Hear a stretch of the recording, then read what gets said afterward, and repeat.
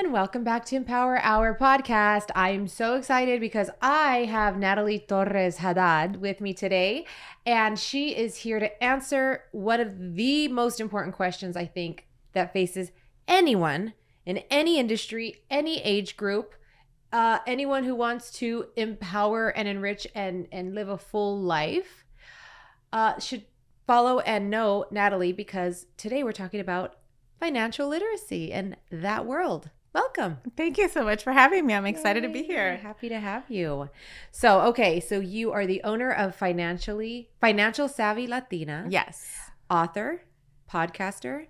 I see you on the news all the time. Thank you. You're the expert. I've been fortunate to be the on-air financial expert for Univision, Telemundo, Fox. I mean, you could name it, but I'm Financially Savvy 20 Minutes is our podcast and our book series as well. So. Financially Savvy 20 Minutes. Yes. Okay. Let's just jump right in, because I think even the title, even those words, financially, it just immediately, everyone is like freaked, deer in headlights. Culturally, obviously, let's go right in. There's the bank. You have a checking account and a savings account. And you save your money to buy a house. Any extra money you have, you take a vacation, you buy that nice purse. We've talked about all this stuff. And you're trying to get a better life and create a better life for you and your children than what your family had. Can you tell me why that is not correct? Okay, I love it. question. No, that's a great question. And I love how we both laugh, because like-minded people, I think, start to really question all these traditional concepts. Like you just mentioned, all these traditional lifestyle that we think is to have the American dream, right? And as Latinas, we are also forced to think that there's a right way of doing it to get to that ultimate, financial freedom that everyone talks about. But it looks very different for all of us, especially our different backgrounds on what we might think of success. And I think you and I've had this conversation so much already around what we like to think of success. And I think oftentimes I guess to revert back to your question, why is that wrong, is because it is based on the person. It is based on their values. It's based on how comfortable they are with their finances, right? I still get totally intimidated when I talk about money. I think people, people still think are like, oh, well, you're I hate it when they call you like a guru or expert or whatever. Financial expert, which you are though. Thank you. And I have to own that. And it's probably imposter syndrome, which we can go into that as well. But I think it's what I don't appreciate is that I think people think it's a one done and you got it. It's kind of, it's like working out. It's like having good, healthy habits. You just don't take a shower one day and be done with it, right? You just don't work out one day and then all of a sudden you have the best body of your life. It's an ongoing process. It's always evolving. Things come up and you have to change, you have to pivot. Same thing with your finances. If somebody's listening to this who's in their 20s, they probably haven't bought a house. They probably just finished college if they are deciding to go back to college for grad school or whatever. So your chapters are always changing. And so your values start to change. And that also means your money habits should change as well. And that's just so much that we could talk about. Trauma, that's a whole nother thing that plays into it too. Oh God, money trauma. Ugh, that's a whole ass podcast on its own. Yes. So let's just break it down, because the word finance, wealth, money, savings, investing, stock market, those are just such trigger words for people that are super scary, right? Yes. Just break it down very fundamentally for everyone out there like us who don't understand finance. Yes. Who want to understand finance, but we don't even know what question to ask. We don't know where to start. Where do you start? Yes. It's like medicine. It's like law degrees as well. Every has its particular field. So I think the first question we should be asking ourselves, especially our children, especially just around a conversation around money, is, do I have a basic knowledge of what financial literacy is? And people are listening like, I've never probably heard of financial literacy. So unfortunately, in our school systems, they don't teach us financial literacy. They teach us literacy, which is learning the alphabet, learning how to incorporate that into everyday reading and excel in our education. But financial literacy is understanding how to read a checking statement, a balance, how to invest, how to read a mortgage statement, how to look at your bills, how to properly pay everything. And it really comes down into so many different areas of your life, depending where you are, right? If you're at starting life, if you're starting a family, if you're retiring, if you're starting a business, it's always evolving. And financial literacy, I talk about it being a foreign language. Being Latinas, we talk about knowing more than one language, and financial literacy is another one because it is evolving. It's always changing. Right now we see in this current market, there's new terms that are always coming out, new loans that are always, new products that are being sold. And so I don't expect someone to say, oh yeah, I'm fluent in it. I still don't say I'm fluent in it because one, I didn't come up with money. I didn't have those financial privileges that I have now. And also I'm an immigrant refugee. I come from a family of hardworking. And so it's like sacrifice mode has always been there instead of the abundance mode. And so to kind of make it a little bit shorter term, for asking the question, do I understand what financial literacy and just the basics, right? And then going from there, saying, what is it that I'm interested in? If you're not interested in stocks or real estate, then start even more basic. Oh, how do I save? What types of vehicles can I save in? It's not just a savings account. It's not just a savings account. Would you advise putting all your money in a savings account? Oh, absolutely not. Why? Because that's majority? Majority, yes. Do that. That's all we know. Because that's what, unfortunately, what banks and institutions sell you, right? And so now banks and institutions are being called out and saying, you know what, this isn't the best way for my money to grow or our money to make more money for us. So there's so many different ways. If you're going to start a 401k if you're being employed by someone, or starting a Roth IRA, a SEP IRA, there's just so many different tools that you can. Some people say, you know what, I'm not interested in that. I'm interested in investing in real estate or putting it into something that maybe I have to hold on to a little bit longer, but I can definitely quantify that amount of money that I'm putting in. So savings, I always say it's a good way to teach your kids starting out, but transfer that and put it into something that's going to make them more money in the long run. Because, we're not getting less than 1% if you're lucky ever into a savings sitting account. There. Yeah. And certainly don't put it under your mattress. Oh, yeah. And it's a joke, but it's not a joke. It's not within Latino cultures. Yes. Culturally, and not even Latino, in many cultures. Yes, many cultures. You're right. There's a mistrust, rightfully so, of institution, of hierarchy, of authority. Where's your money going to go? Taking what if they your money or seizing it that you can't access. And we see this happening every day. It's a real fear, and it's a palpable fear. And so I laugh, I joke at it, but it's not a joke because a lot of people listening have family members that probably have their money in savings account, work their whole lives, savings account, or in a drawer somewhere. Or they're taught from what they saw their parents do. And God rest my grandma, I think about her. She did till the day she died. She still didn't trust. And hello, me. I would always have this conversation with her, but she did not trust banks. That she still would go to those. I'm not even going to say the names because there's so many out there that are wire transfers and for instead of using a checkbook or just giving you cash. And it's that, once again, it's having to try to teach someone's mentality of what they only know. And within poor communities, guess what? Poor people do the same thing poor people do. So and they're preyed upon in the lower income communities. Predatory lending is real. Predatory lending. You get those weird MoneyGram places, all those kind of things. On every corner, you'll see some type of, check into cash, Western Union. But you won't see a grocery store. You won't see a library. You won't see a park. A healthy food store in those neighborhoods. So yes. So much we can talk about. So it is what it is. We know that's what the system is not broken. I always say the system works. It's designed to have people go to school, make some money, put it in the savings account, because God forbid you create wealth, right? And you actually become powerful, because in our economy, in our reality, whether you agree with it or not, money is power. Yes. Money is power. Money is freedom. Yes. Not money, not rich. Wealth is freedom. Thank you. Wealth is power. People listen to you. Okay? But no. We don't want the masses to know that. So let's just teach them about a checking account and a savings account. Get a credit card and run that thing into debt. Yeah. Debt. And you are enslaved to the system. Job done. And you just said it. And I understand the simplicity of how we want to teach someone something, like children. We're going to say, okay, a checking and a savings account. Well, instead of just saying a check and savings account, explain to them, hey, we're going to put this in a 529. If you don't know, this is a different product now that it's been around, that you can use for your college fund, right? And being able to have those conversations as young as our kids, as young as they can start understanding they don't feel so timid. And I always tell people this is important because culturally, you know, I think, and I know because you and I are Latinas and we're talking about Latinas, but this is for anyone that's listening, right?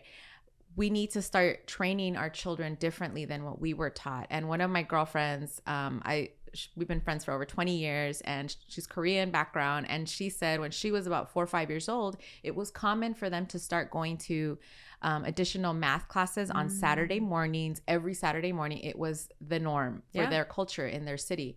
And this is here in LA, by the way. And I was blown away by that because I thought, oh my gosh, in our culture, in our family, by the time you're 4 or 5, what are we doing Saturday mornings? We're playing soccer. We're playing sports, which is also healthy. I get that. But I'm like, you're not going to be a MLB player. Is MLB soccer?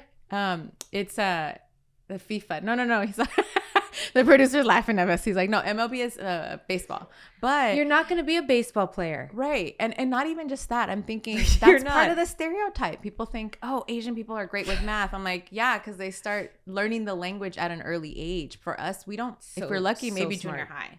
So and then it stops. Oh, yeah. Because you find it too difficult. The joke's on us. The only thing we should ever truly ever continue to learn from baby to adult is financial literacy. Math. I'm not good at math. They don't teach us this in college too. No. By the way, I'm a finance major, or one of my degrees are in finance, and the other is in international business, and I have a master's in public administration.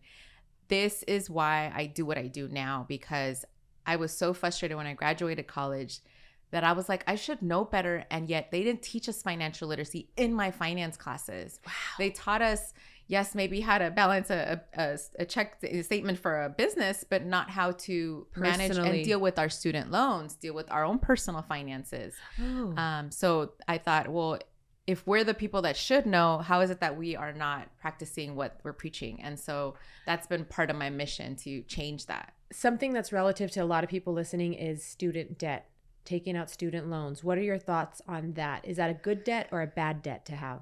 So that's a great question. Let's include, when people are listening to this, you're thinking, is there such thing as good debt? Yes, there is. Granted, nobody wants debt. Let's be real. We can all pay cash all the time because we got that much money. Great. But it ain't going to happen. And it's not happening. And if it is, now we've learned to leverage. So the reason why you want to have good debt and a bad debt is, well, good debt is actually what you're going to be able to get that loan, to be seen as the ideal lendee, right? When lenders are looking to give you a loan app, you're like, you know what? She knows what she's doing.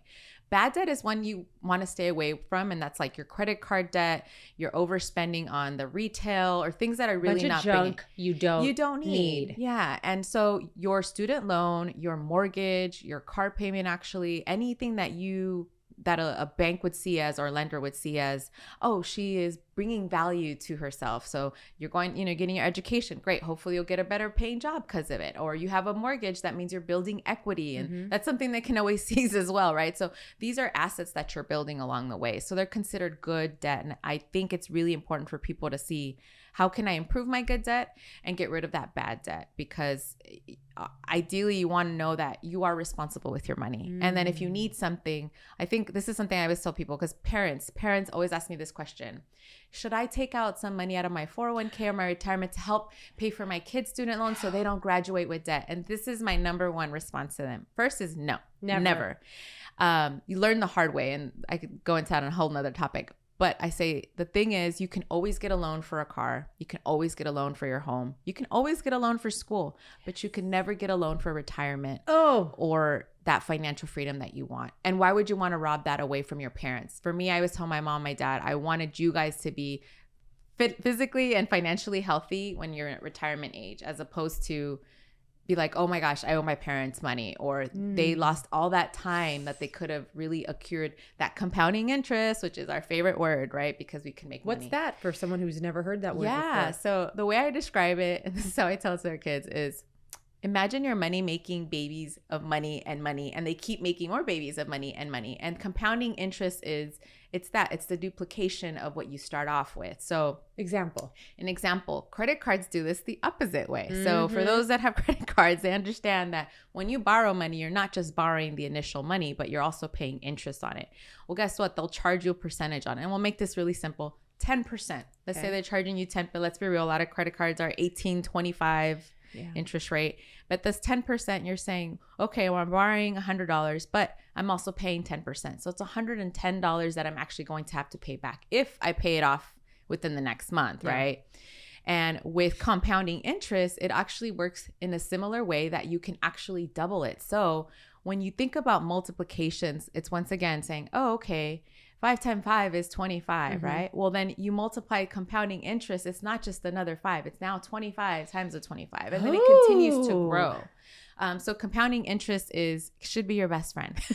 So where does one find compounding interest? Yeah. So if we look at different types of ways that we want to invest, we're not going to find that in a savings account, right? And I always tell people, look at your statements because it'll break it down. A lot of people don't want to read those 3-4 pages. Throw them in the trash. Yes. So read through and see, am I actually getting any interest on this, right? So sometimes it can be the type of retirement that you're using, a vehicle, meaning if you have a 401k, if you have a SEP IRA, if you have a Roth IRA, there's just so many tools, right? And then if you're investing in real estate, in stocks, it all depends because if you're holding it for long term, it's all these things that come with it, right?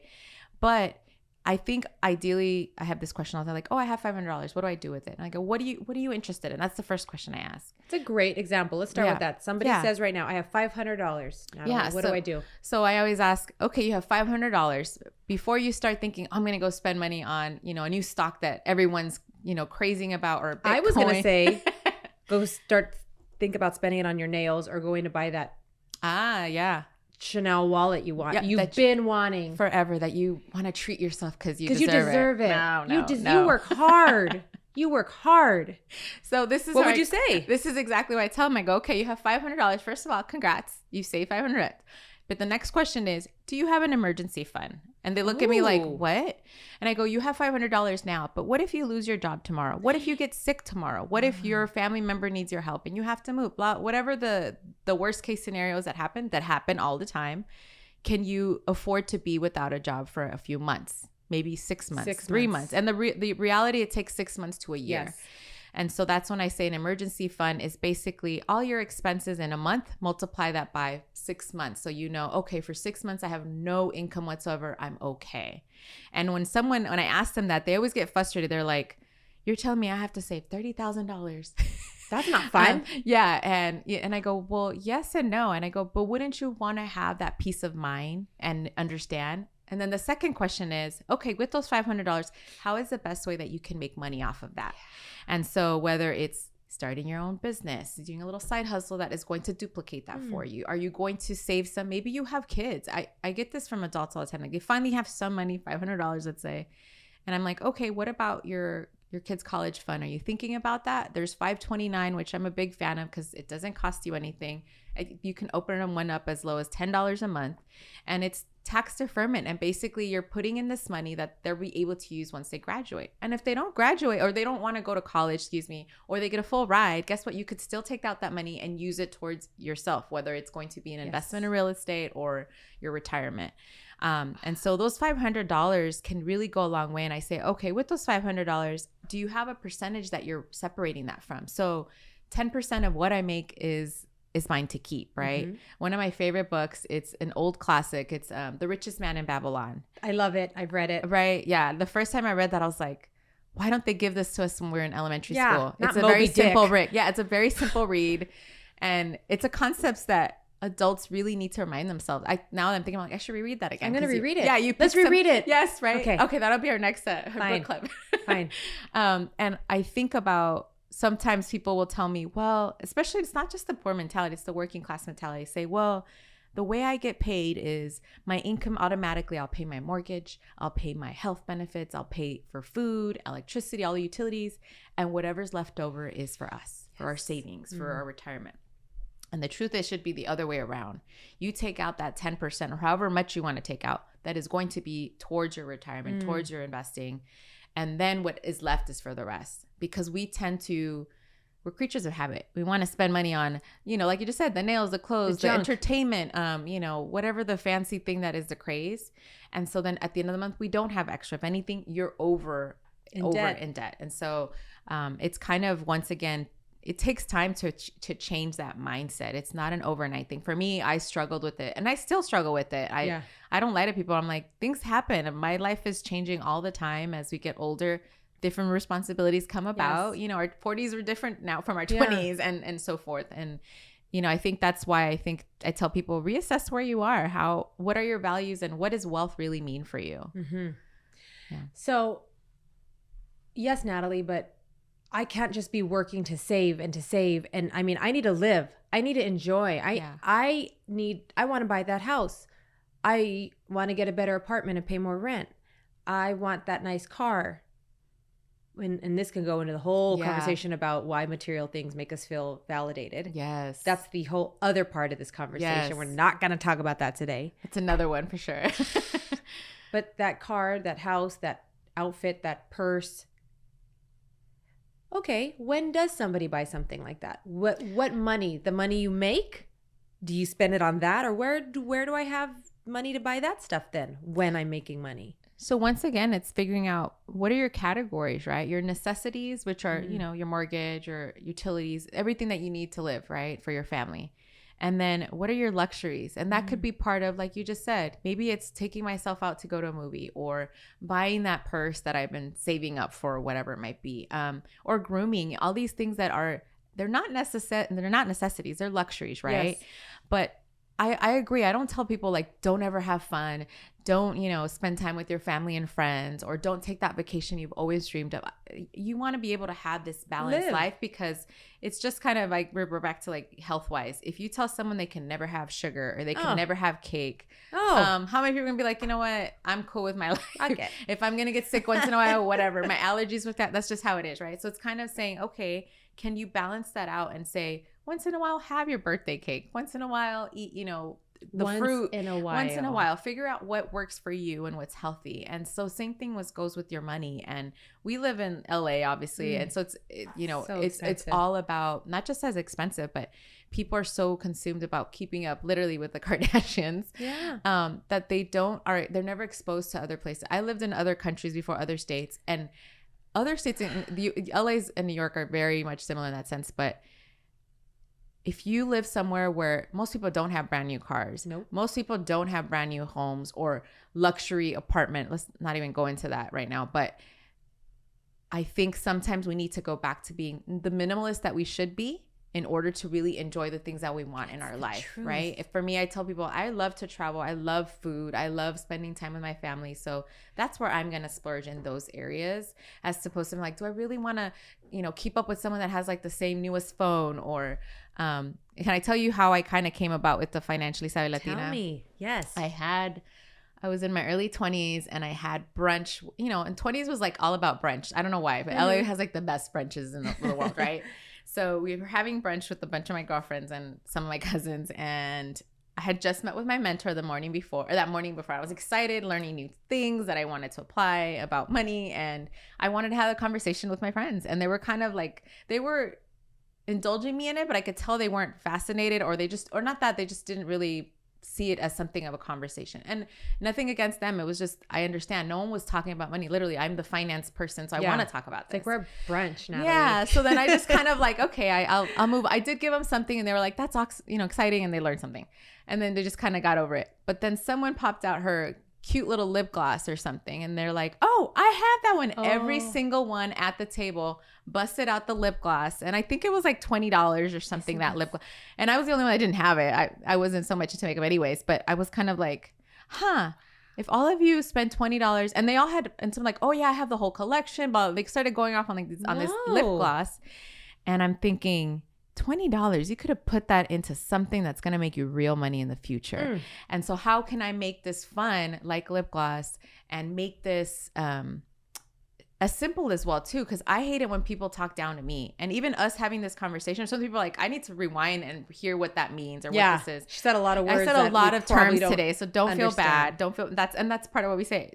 Learn 20 minutes out of your day something new about financial literacy. But I wanted to create content that was, and this was before people called it content, but having workshops, having those conversations around money, because I wanted to make it fun. If you're not excited about it, why would you want to learn about it? Why would you want to know what you're doing wrong that you should be doing right? Yes. And so, and making it a bilingual content, because I grew up in a home where we spoke both languages, and I was a translator at times. And if I didn't know how to translate an English word or an English financial term, there's no way I was going to be able to do it in Spanish. And so, because it is a completely different language, so having to do that, and that's kind of how it came about. But I always think about that day. I was like, and now I'm just so proud of them. A lot of them, not only homeowners, they invest in multiple properties. We talk about kind of like what's the next thing, and the fact that they come to me and start those conversations. That's exciting. Amazing. It's exciting. You did it. You created and it. This is why I love being with you too, because every time I hang out with you, I'm like, I learned something new, and we just, I could totally do that. We're like picking each other's brains. And this goes to everything I talk about in Empower Hour. You are who you hang out with. You want to hang out with people who not only like motivate you and empower you, but who inspire you, who teach you something, who want to push you to be a better version. And that's what I get out of you, because when I hang out with you, I know I've been on this journey of financial literacy, because I grew up really well off, didn't have financial literacy. The money was always there. We did fine. I get that a lot. Yeah. A lot of, why would we talk about money? It was just always there. Yeah. And I think, and it's our parents, they mean well. Your Of parents course, my meant well. They parents, wanted you not to worry know about that. it. And I think that's one thing I come across as wealthy kids that grew up around wealth, but their parents didn't sit down and had these habits or conversations with them. Maybe because they were working too hard as well, or whatever the case. They didn't have the education themselves, though. Exactly. And they were probably first gen, and they'll 100%. run. So I think it's that once having that, and as you're saying, like having this conversation, I think let's keep it raw. Like I love why we connected. Because you have been so raw with your journey on motherhood, on, being a boss, being an entrepreneur, and also the real struggles of what it is to be a woman of color and being able to shine in our own light. And so when you and I, connected, I remember you sent me the sweetest message, and I thought, oh my God, this is a person that genuinely I could tell that you love what you're doing, that you're helping others. You really are. And for me, I think that's when I know I've always gravitated to women like that, because I think it's a dicho, right? The saying that they always say is like, tell me who you are, I'll tell you who your friends are, right? Or tell me who your friends are, and I'll tell you who you are. And I think about that, where I'm like, I want to emulate women that are not just about the glam and the, which we are about, funny, which there's nothing wrong with that. Much so. But you have a balance around what it is important to you. And I think that's something that I always strive for. I'm like, I just want to be a better person, and being surrounded by people like you. Samesies. And so this is a perfect example of you and I just met over social media, a few months ago? Yes, barely. Yes. It doesn't matter. But it feels like I've known you forever. When there's alignment, and at this stage in the game, and it doesn't matter what age you are either. Like when there's alignment and your intuition is telling you that person aligns with me. Yeah. If I hang out with her and if I'm in her circle, I'm certainly going to learn. I have so much to learn. There's so much I don't know, and it can only make me better, stronger, more successful. And so, or I can continue to hang out with people that, I've known for X amount of years. Not that it has to do with anything like that, or people I work with, or people, but I'm not having those conversations in those circles. And that's okay too. It just depends, where do you want to put your focus? Yes. Where do you want to put your time and energy that you're never going to get back again? Right. And we have such limited time too, right? That's it. Okay, so this is just the beginning of a much longer relationship and conversation. But before we end today's episode, what advice would you give people that want to get out of debt? Credit card debt, it's prevalent. What would be some first steps that they could walk away with from this podcast? Yeah, I know this theme very well. It's find out where you are today. So oftentimes people have more than one credit card, right? 5 credit cards is the norm, the average. And so that's not including other debts they might have, right? Student loans, their mortgage, or whatever outstanding personal loans they might have.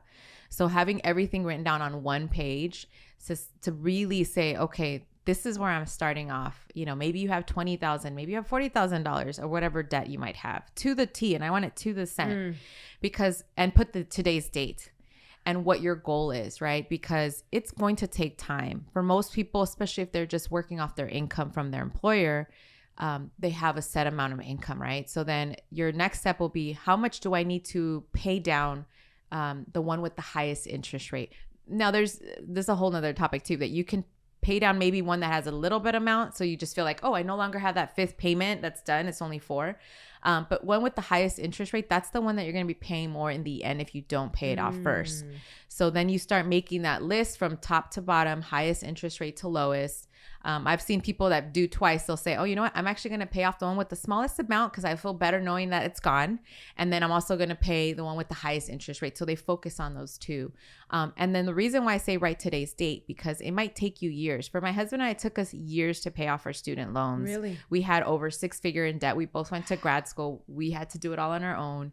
And I think about every year when we assess I'm like, oh my gosh, it took us this long, but how cool was that? 4 years ago, we were like, oh my God, how are we gonna get rid of this $30,000 debt? And then 2 years later, and they're like, oh, now we have an emergency fund of $30,000. So those things I think is really, you want to celebrate the small wins. So every month you're like, okay, fine, I only made a dent of a few $100. It's something. You paid it on time, and guess what? You're boosting up your credit score as you're paying everything on time too. So there's so many different aspects, but I always tell people is write it down, know where you're starting. That way you can really keep a track of it.